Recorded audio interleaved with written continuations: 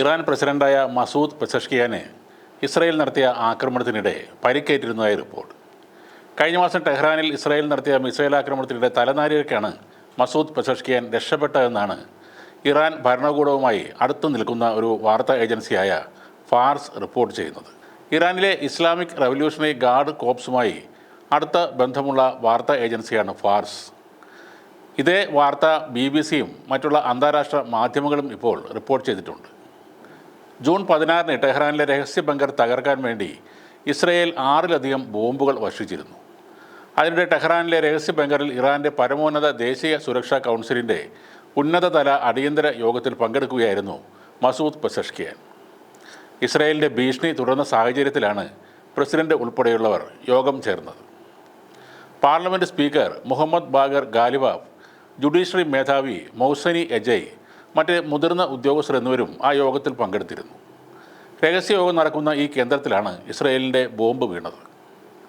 ഇതോടെ emergency ടണലിലൂടെ president മസൂദും മറ്റുള്ളവരും രക്ഷപ്പെടുകയായിരുന്നു. അതിനിടെയാണ് പെസഷ്കിയാൻ്റെ കാലിന് പരിക്കേൽക്കുകയും ചെയ്തത്. ആക്രമണത്തോടെ ബങ്കറിലെ വെന്റിലേഷൻ സംവിധാനവും വൈദ്യുതിയും നിലച്ചിരുന്നു. ഇറാൻ ഭരണകൂടത്തിലെ പ്രധാന നേതാക്കളെ വധിക്കാൻ ലക്ഷ്യമിട്ടായിരുന്നു ഇസ്രയേൽ ഈ ആക്രമണം നടത്തിയതെന്ന് അൽ ജസീറ ചാനൽ റിപ്പോർട്ട് ചെയ്തിരുന്നു. ഇറാനിലെ ഉന്നത നേതാക്കൾ ഉപയോഗിക്കുന്ന ടെഹ്റാനിലെ അതീവ പ്രാധാന്യമുള്ള രഹസ്യ സങ്കേതമാണ് അന്ന് ആക്രമിക്കപ്പെട്ടത്.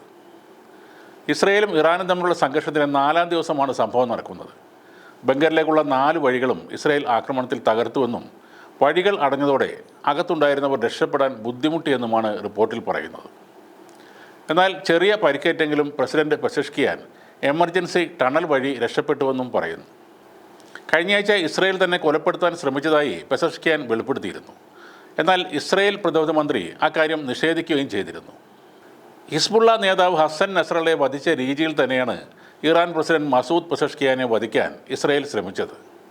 ലെബനോൺ തലസ്ഥാനമായ ബെയ്റൂട്ടിൻ്റെ തെക്കൻ പ്രാന്തപ്രദേശത്ത് സ്ഥിതി ചെയ്യുന്ന ഹിസ്ബുള്ളയുടെ സെൻട്രൽ ഹെഡ്ക്വാർട്ടേഴ്സിലെ രഹസ്യ താവളത്തിൽ നടത്തിയ ആക്രമണത്തിലൂടെയാണ് അന്ന് നസ്രള്ളയെ ഇസ്രയേൽ ഡിഫൻസ് ഫോഴ്സ് കൊലപ്പെടുത്തിയത്.